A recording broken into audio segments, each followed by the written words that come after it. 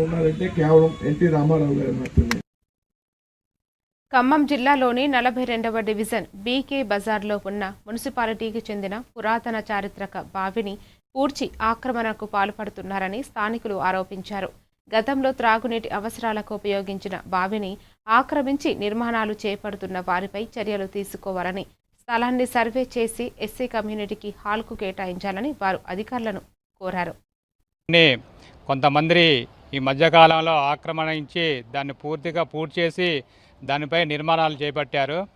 ఆ యొక్క బావి గతంలో అనేక సంవత్సరాల నుంచి వినియోగిస్తున్నారు. స్థానిక ఎస్సీ కాలనీలో ఉన్నటువంటి ఈ యొక్క బావిని తాగునీటి కోసం, అదే ఇతర వినియోగాల కోసం వాడేది.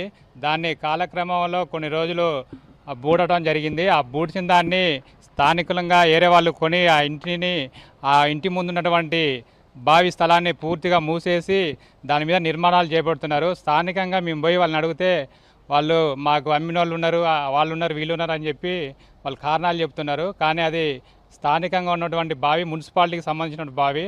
దాన్ని వినియోగంలోకి తీసుకురావాల్సింది పోయి దాన్ని పూర్తిగా మూసేసి నిర్మాణం చేస్తున్నారు. కాబట్టి దాని మీద మేము ఈరోజు కలెక్టర్ గారిని కలవడం జరిగింది. కలెక్టర్ గారికి అర్జీ ఇవ్వడం జరిగింది. దాని మీద పునర్పరిశీలించి దాన్ని సర్వే చేసి కలెక్టర్ గారు, అదేవిధంగా కమిషనర్ గారు, రెవెన్యూ డిపార్ట్మెంట్ వారు సర్వే చేసి ఆ యొక్క బావి నిర్మాణ స్థలాన్ని పూర్తిగా తొలగించేసి ఆ నిర్మాణాలని సుమారు 70 నుంచి 80 గజాల యొక్క స్థలం ఉంటుంది. కాబట్టి